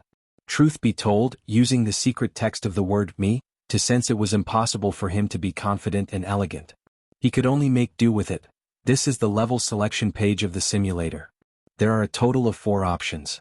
Each one corresponds to a different level and mode. However, they aren't in the simulator. They're in the simulator itself. First, we need to understand one thing. Even though we're looking at a simulated simulator, it's only simulating one of the simulator's forms. To be more precise, it's the lowest form. Do you understand? Ruewen thought for a bit. She extended her finger and tapped on the simulator interface in the virtual projection area. There was a column of text at the very top.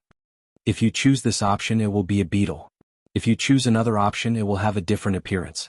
This is the principle. It's like a transformer, but it's tens of thousands of times more complicated.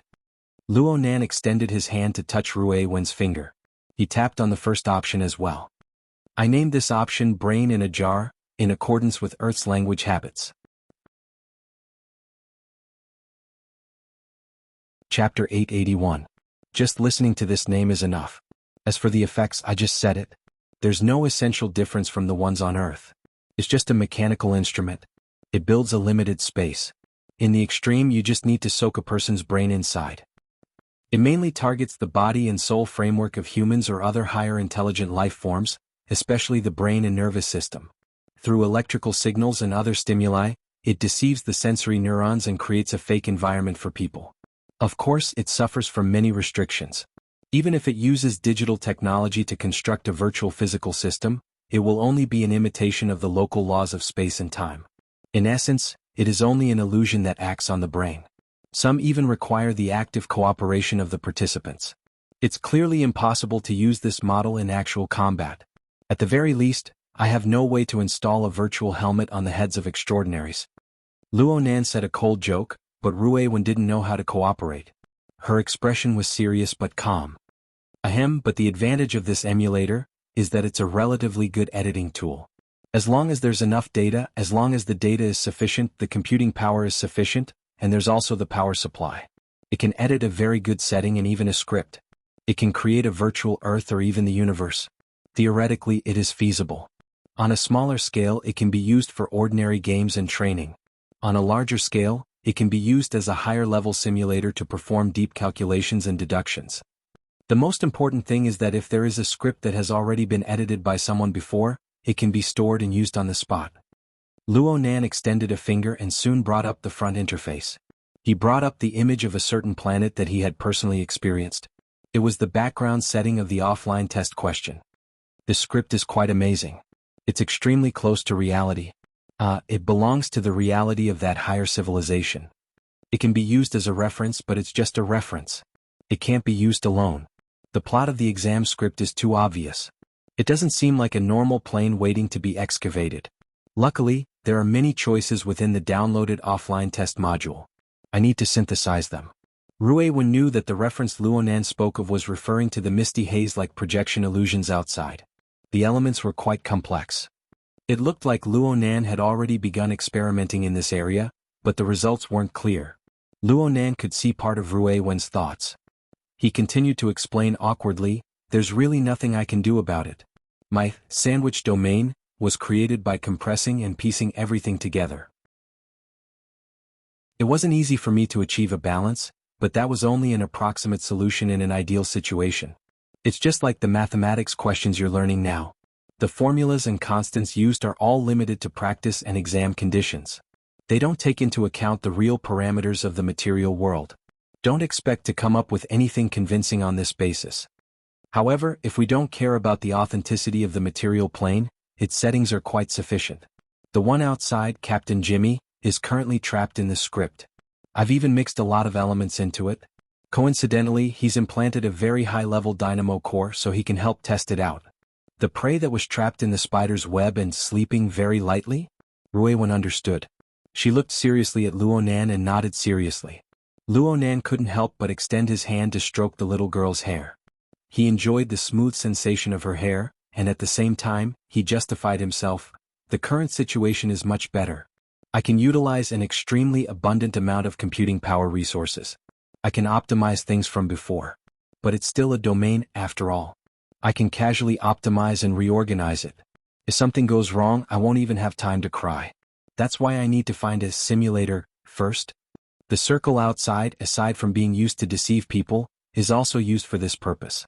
Oh, low-end ones won't do. Let's continue. Luonan didn't linger on this topic. His fingertips repositioned the front interface and slid down to the second topic. Let's call this topic, Space-Time Fault, for the time being if we translate it. The materials used for this simulator are quite high-end. I still don't really understand it and I can't translate it well. It's probably called Space-Time Silhouette? But we have a ready-made example. Do you still remember? You were sleeping at the time, but you should have heard many people talk about it. It's President Ouyang's Logic World. Ruiwen nodded slightly. She really did hear people talk about it. At the time, Ouyang Qin intercepted a certain crowded commercial center area of Xia City. He drew a boundary, separated space and time, and formed a world of his own. In one fell swoop, ability users and ordinary citizens were separated, and he thwarted the terrifying actions of a crazy first ablatum of the Order of Justice. Although the enemy Ouyang Qin dealt with at the time couldn't be considered a true powerhouse, this sort of method was still one of the most astonishing and absolutely brilliant performances since the era of distortion. Let's say, all streams return to the origin. President Ouyang's Logic World can be said to echo with a simulator of this level. Even though the specific methods and applications are different, the core train of thought is relatively the same. It mainly targets the structure of space and time itself. Through a precise grasp of the local laws of space and time, and of course, there's also the extremely powerful bidirectional interference force and interference techniques on the mental and material planes to extract a certain silhouette fragment of the entirety of space and time to construct a world that originates from reality, yet surpasses reality. Back then, Luonan had watched the entire process in a pure observation mode. Now that he was talking excitedly, he wanted to use the external domain environment to construct the structure of the logic world from back then. He wanted to recreate the battlefield at Frost River Reality's flagship store. As expected, it was burnt before it could take shape. This time, Luonan wasn't embarrassed. The degree of rigor of the logic world structure and the inconceivable details filled in under this rigor. Even though Luonan's experience had increased by 100,000 times, he had never seen a second logic world like this. President Ouyang was able to accomplish this.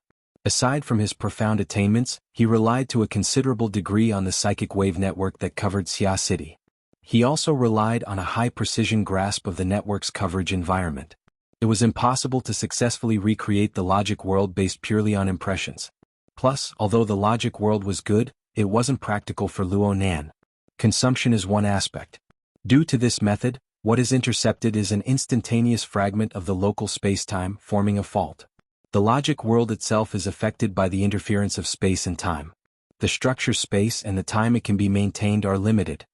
I've heard you mention that President Ouyang normally uses this method to conduct some relatively dangerous experiments or to conduct some short-term simulations and deductions. This is the effect of a simulator. But to be honest, using it to deceive people isn't too easy. Ruiwen nodded in approval. Luo Nan's fingers slid to the third option. Dang dang dang dang. Here comes the important point. For this option, let's call it making something out of nothing for the time being. No, let's call it a rule puzzle.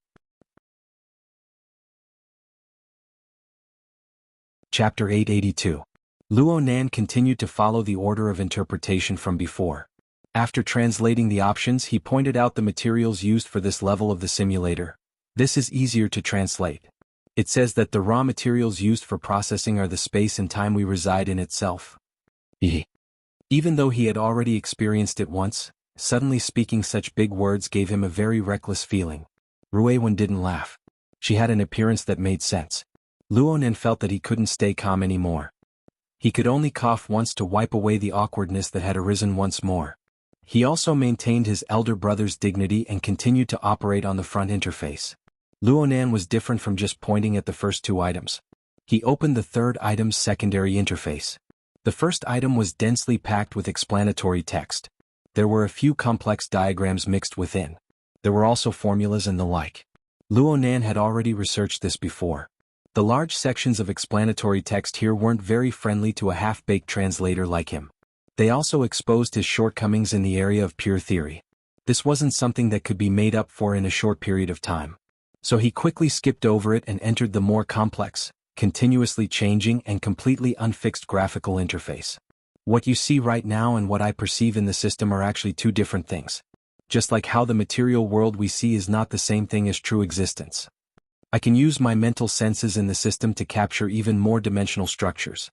What appears before our eyes is just a projection of one end of the complex structure of space and time. You should understand this. Ruiwen really did understand. Her intuition regarding the structure of space and time even surpassed Luo Nan's. She was able to estimate the approximate, panoramic view, after looking at one end for a long time. Inside, it was a mess. Luo Nan was immersed in this chaotic scene. He was even a bit intoxicated. A three-dimensional life form possessed a pseudo-three-dimensional vision structure and an illusory spatial imagination. Only a character like Luo Nan, who possessed an extremely powerful mental sensibility, could view the structure of space and time with this material foundation. The more he could do it, the more he could feel the endless mysteries and beauty within. A direct observation of the structure of space and time. Just this sort of simulation is already a huge gain. Luo Nan's attainments in the configuration of space and time could already be applied to actual combat. He had gone through the 100-year sequence and the additional questions to verify that he had indeed reached a considerable level. However, the anatomical diagram, presented in the simulator, was still quite shocking. Every time he observed and sensed it, he would have a brand new experience. In comparison, the real local space and time was so vast that there was no end to it. The mist maze, on the other hand, was too broken. That was just a simulation.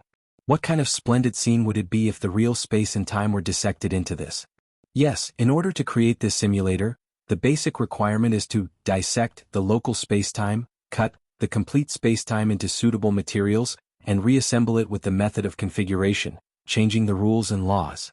In fact, once it is cut, it is the change of nature and all kinds of changes are contained within. Luo Nan spoke of these things as if he were cutting a cake. However, time and space were ever-changing and the laws were hazy. It was hard to change. It was not some plasticine that could be molded however one wanted. One had to have the awareness of competing with the vast universe. Even someone as strong as President Ouyang had to rely on the foundation of the psychic wave network, utilizing multiple conditions on the mental and material planes to realize the masterpiece of the logic world. For instance, the powerful thought process of erasing the old rules and scribbling new rules required the support of a powerful bidirectional interference force between the material and the material plane, an extremely brilliant interference technique, and a spacetime configuration design ability that far exceeded the standard. No matter how enormous Luonan's accumulated soul strength was, no matter how much power the altar's spiderweb had, it was impossible to forcefully bend the local space and time to complete a precise configuration. This was despite the fact that the simulator guide already had the basic blueprints and operating procedures. But he had indeed found a shortcut by using such a relaxed tone. He didn't need to forcefully distort, cut, or dissect the structure of spacetime because he had substitute materials. He had an inexhaustible supply of them. We have the mist maze. Luonan's voice seemed to be refracted and reverberated within the trillions of domain fragments. These fragments are a bit finer, but they are essentially no different from the structure of spacetime. I can completely use the sandwich domain to infiltrate and guide them in. Not only can I arrange and combine them at will, but the rejection is also extremely low. As long as I have patience, I can form something from nothing, from small to large. When pieced together bit by bit, I can completely form my own unique rules of spacetime. He even gave an example in order to increase his persuasiveness. For instance, the 70 Format Research Institute. Wasn't my mother piecing together bits and pieces of domain fragments? Of course, she should have done some dimensionality reduction processing. The area she assembled isn't a particularly standard structure of spacetime. There's a bit of a discontinuity to it, but there are many details that are worthy of in-depth research. We need to properly refer to them. Those thieves only took away the equipment, but they left the most valuable wealth in place. They can't take it away, right? Luonan didn't wait for Ruewen to respond. His eyes sparkled and he spoke faster and faster. There's also that Luoyuan, the fellow who claims to have some secret dealings with the goddess of fate. Even though he didn't admit it, there's a 99% chance that he's in the depths of the mist maze. It's also possible that we haven't explored the edge zone yet. He monopolized a domain fragment with an enormous volume, becoming the capital for his fortune. We don't need to evaluate his luck and methods, but we can completely learn from them. Who knows how long it'll take to piece together a dimension that everyone is satisfied with. But if we have a better foundation, have a deeper understanding, and then make up for it, won't the efficiency be greatly increased? Luonan had already pondered over this idea 1,000 times in his mind. His train of thought was already extremely clear. All of this was built upon his control over the mist maze. It was precisely with the mist maze and his mother's research notes that he was able to start with the most basic configuration and experience the marvels of spacetime configuration. And the deeper he grasped this technique, the stronger his control over the mist maze became. From this, an unstoppable virtuous cycle was formed. This was the precious wealth his parents had left him. It was something he would never be able to fully use in his lifetime. Luonan never believed that he was some sort of genius. Most of his current accomplishments were built upon the foundation of his grandfather and his parents' generous gifts. He understood this point clearly, and at the same time he had more reason to utilize this wealth to the extreme. Luonan pulled Ruewen to turn around to look at the surroundings of the lens. There was a ring of fluctuating nebula that was faintly fluctuating. The flashes of the stars seemed to become exceptionally bright and clear within the glowing mist.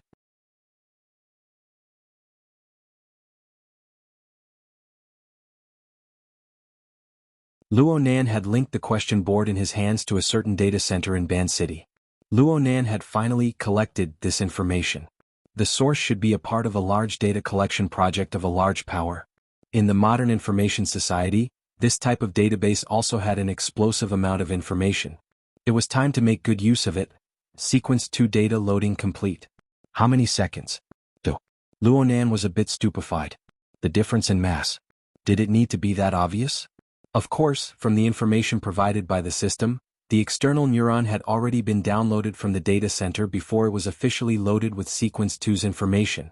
It was likely that the external neuron had already copied the entire set and was only now officially loading the analysis. This avoided the limitations of the Earth-level data center hardware, and with intelligent idle operation, it created a stunning effect. But no matter what, Luonan was reminded by the intuitive comparison of over 100 hours and 2 seconds.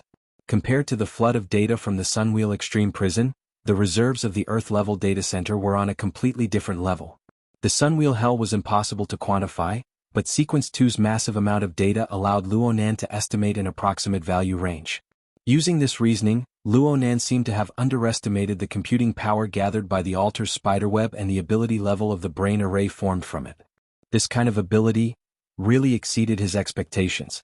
5 days ago, the Wraith sign pulled the altar's spiderweb with the help of the daytime nightmare.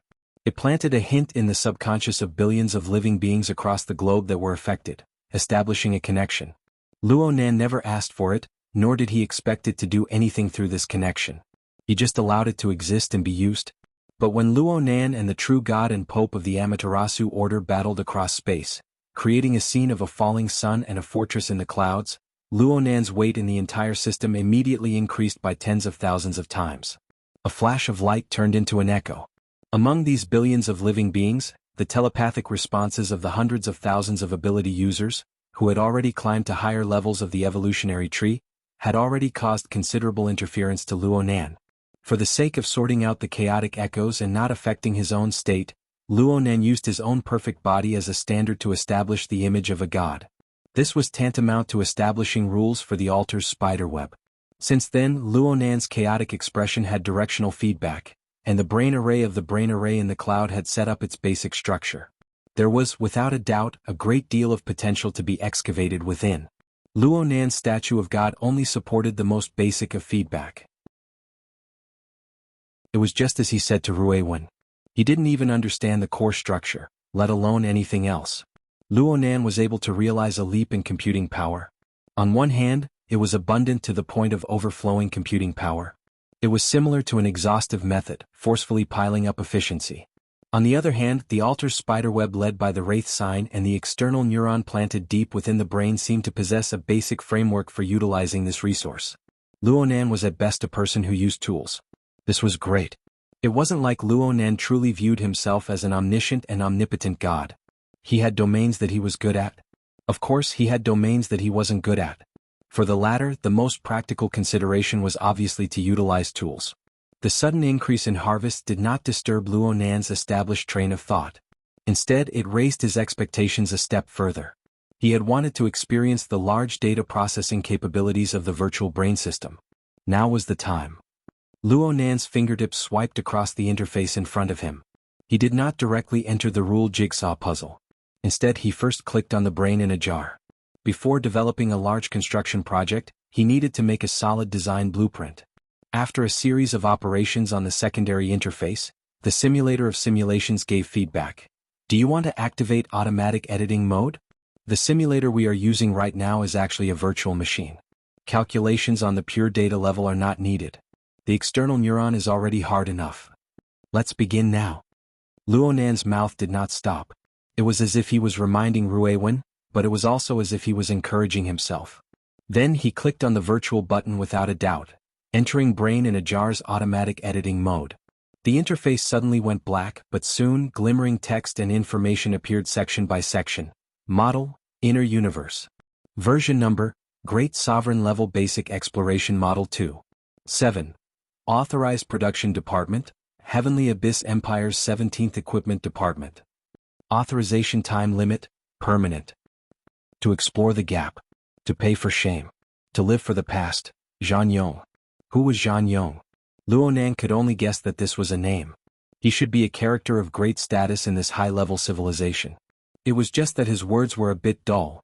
The automatic editing mode settings came one after another without waiting for Luonan to ponder further. Unable to connect to the Heavenly Abyss Spirit Network? A valid data source has been discovered. Do you want to automatically import external data? Luonan, who had already read through the relevant instructions, did not even think. He simply clicked, Confirm.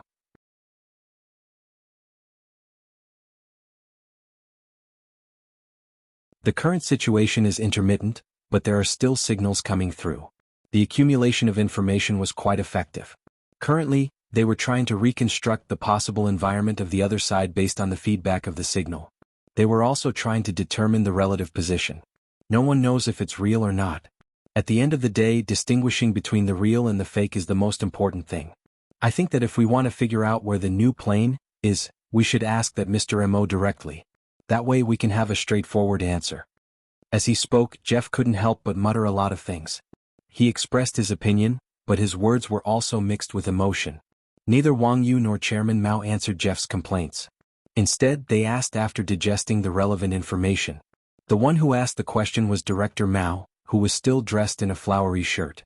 His question was slightly more radical. Do you have a basic judgment of the intersection of time and space?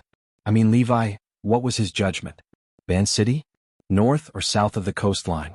Land or sea? I didn't hear any judgment. No. Director Mao narrowed his eyes. The bloodline and the excavation mission are his treasures. He can't wait to fill them with resources. Everything is laid out in front of him. Why isn't he saying anything? Bald Jeff shrugged. I haven't seen him for 7 or 8 hours. Last time it seemed like he was still paying attention to Xia City. I'm not too clear about the specifics. Xia City? Director Mao muttered. On the other side, Wang Yu just smiled, watching Director Mao and Jeff communicate. Director Mao relied on his understanding of Li Wei to make a judgment. Circling around Xia City all the time. Is his attitude conservative, or does he have a plan? No one answered him.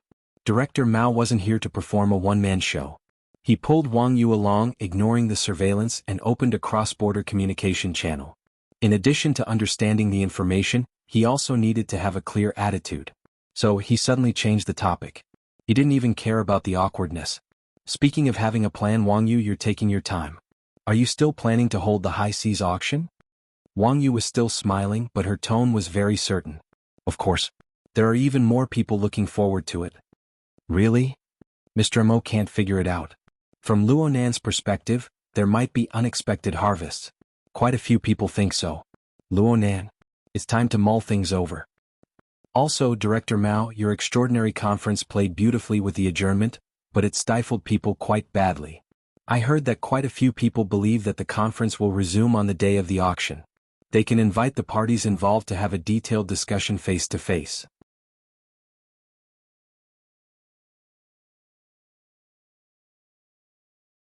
Chapter 885. Wang Yu used poetic language to describe it, but he was calmly assessing in his heart. Someone deliberately leaked the news. Just as all the extraordinaries in the world were rubbing their hands in anticipation of the new plane, someone finally began to exert their strength in front of the stage and behind the scenes, trying to guide the direction of the matter. He could even roughly guess who it was. Related to the comparative study of aberrant ecology, it was likely a sponsor like him, paying attention to and promoting it for a long time, doing a lot of homework in advance. Therefore, only by releasing the news now could they win people's trust.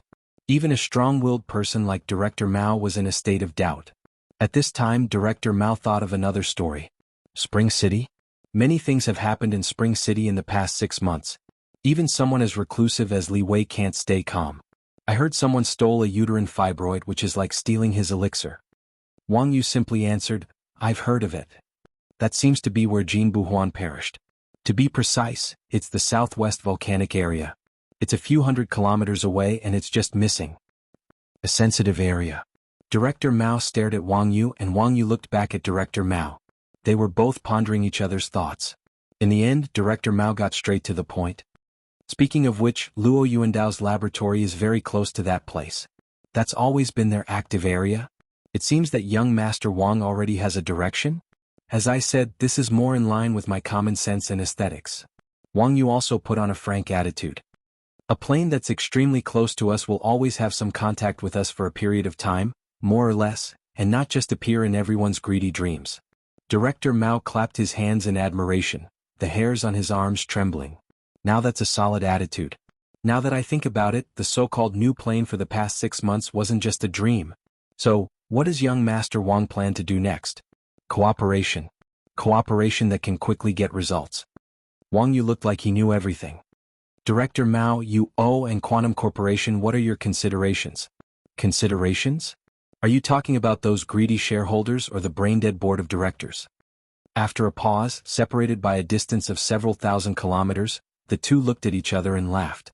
There was no other reason than that these two people, or at least the two parties involved, were both brain-dead members of Quantum Corporation's board of directors. The equity structure of a public company such as Quantum Corporation was far too complicated, and it had to be complicated. It was one of the largest organizations in the world, and it was distributed in the hands of thousands of large and small institutions, as well as countless private investors.